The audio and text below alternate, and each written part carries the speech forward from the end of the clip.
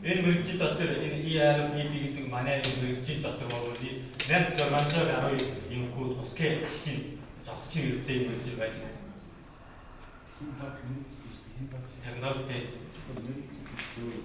technology 因素早期吧。这项显示技术呢，色彩好，对比度高，寿命长，环保节能，而且成本低。이 technology를 인구는 그때 다른 뭐 공부하고 어떻게 월드와트는 해출을 인구 약대적으로 문제가 월드와트는 把它产品化，最后推广到市场化。 이제는 어떻게 이제가 우리는 现在已经推广到了第4代，已经发展到家庭显示以及应用到这个影院放映。这个呢是一个电影放映设备。 지금 내가 대시 이고 나 자신이 도움이 되죠. 어려웠은 대체임들도 아무것도 함께한 그네와 좋은 인생 인구들이 있어가지고.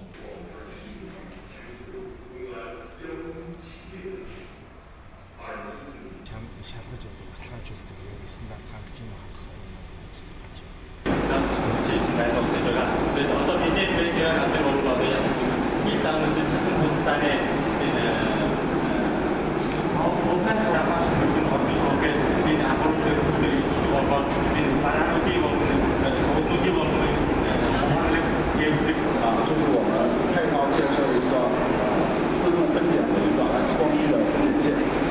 아차 바라보고 불러잡는 거에 우리도 적주주승 무슨이 매시가 이따 들어오고 跟监管辅助平台对接的然后它是实时的去抓取海关的监管动态。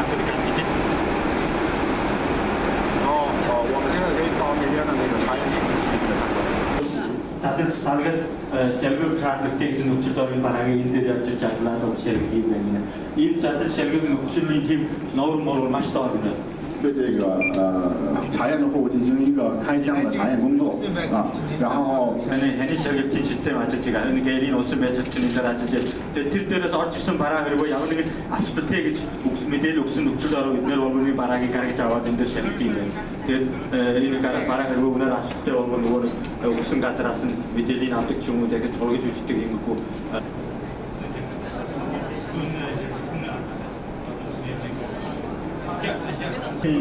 주인은 무서워 말아 그래서 진짜 때 여러 명 계시고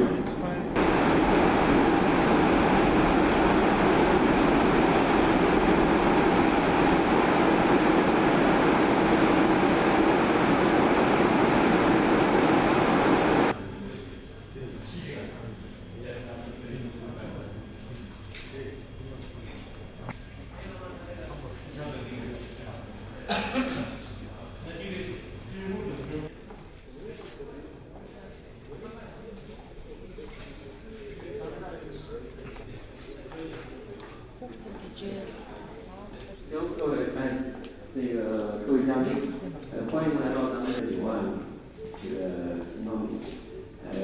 总共呢，我们引进了23家的特色商品，在这儿实现聚集，同时呢，也是发挥主平台展示和交易购买。 자, 다음 어떤 어떻게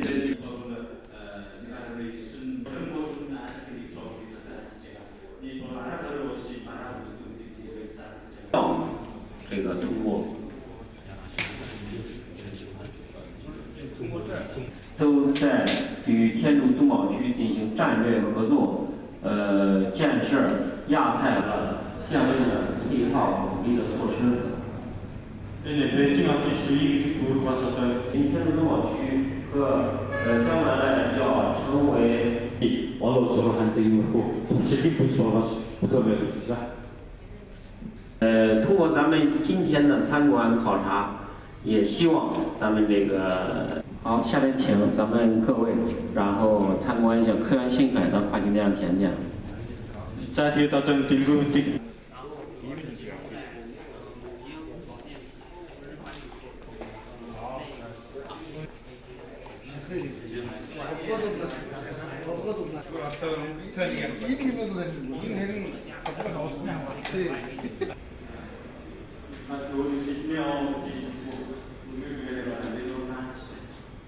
这里和第5国门首都国际机场，作为首都对外开发和迈向将疆界，这让得天独厚发展优势。莫斯科后自区享受免税、保税、退税政策。海关10万部门实行了一系列列表加工、增值税和纳税人誓言等，支持企业统筹开展好。 为企业自建、购买、租赁、生产房屋维护、居住、自住和入学等基本便利，按照不同产业区域特。首都国际机场的国际会议场，这里面是总的面积是1.07个平方公里。平移到这儿之后呢，形成了这几大功能。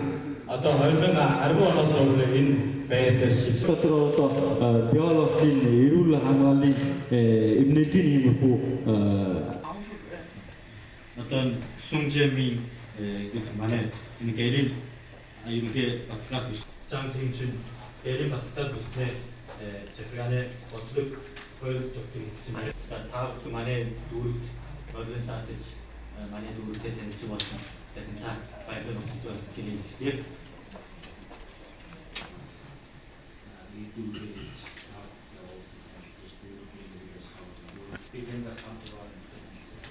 简单介绍一下这次随访人员的名单。中国在华南，市议员负责投资局的局长。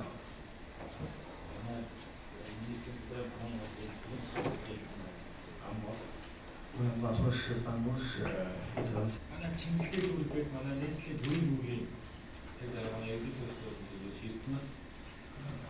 乌兰巴托市区。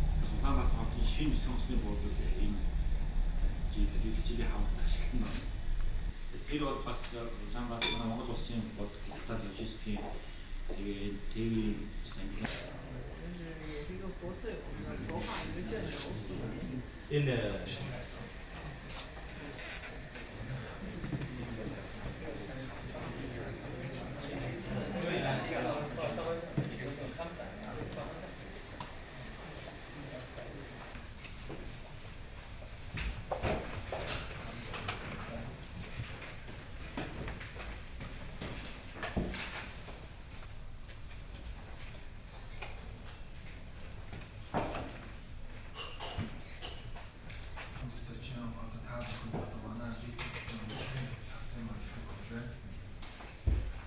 北京市交通委员会的研究室，然后这个是咱们北京市关于交通管理的人都是这样，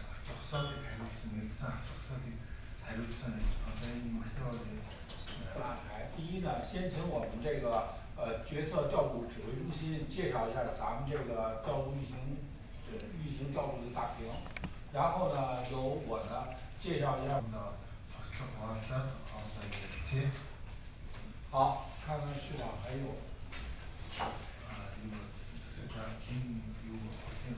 跟那个赵青，咱们运行指挥调度中心的主任来给咱们介绍一下咱们这个。那首先再次欢迎各位领导来到北京市交通运行监测中心。下面我们。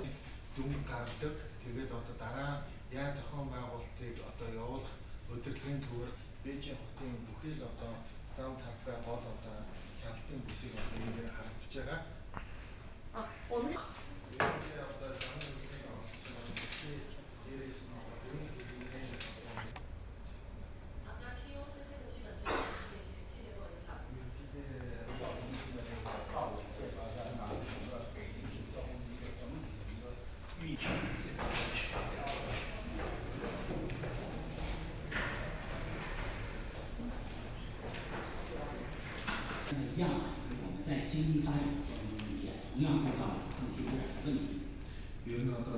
对保持这个保持那些生活方面有什么一些标准？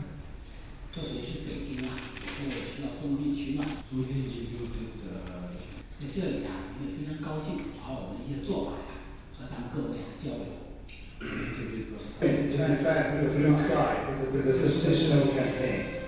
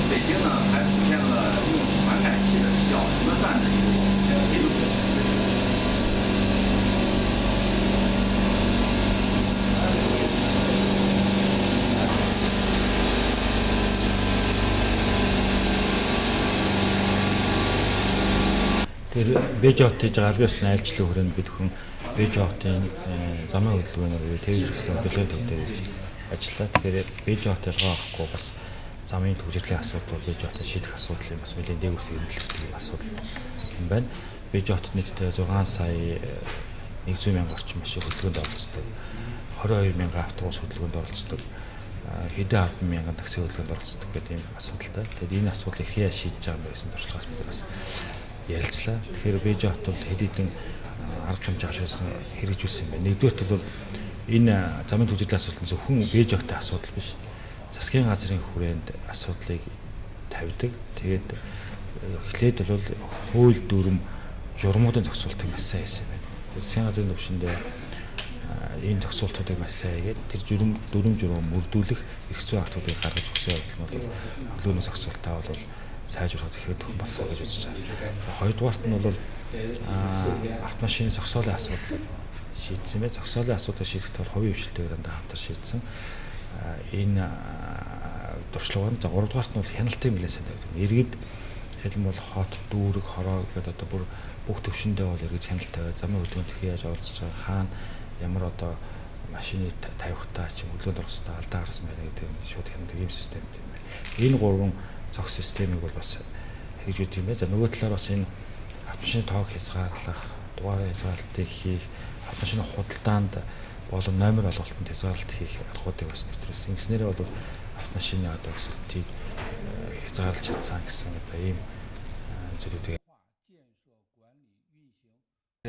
Бээжин хот одоо нийтдээ 22 мянган одоо автобустай бараг дэлхийд одоо хамгийн урт одоо тийм автобусны сүлжээг одоо бий болгоцсон байгаа. Тэгээд дээрэс нь одоо жишээлбэл Бээжин хотын өглөөний одоо хүмүүс ажил руу явхад нийтдээ бараг 73% дандаа эко хэлбэр ажил руугаа явж байгаа. Жишээлбэл энэний одоо гаргаж байгаа зардал бол аягүй бага байгаа.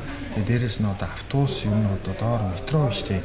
Энэ хоёрыг хооронд нь холбогдсон гоё системээр, ухаалаг системээр жишээлбэл автобусаа шууд буугаад метрод ороход метро нь яг зам дээр ирсэн байгаа. Тэрийг нь суугаад өргөжлүүлээд цаашаа нэг цорих газар руу явдаг.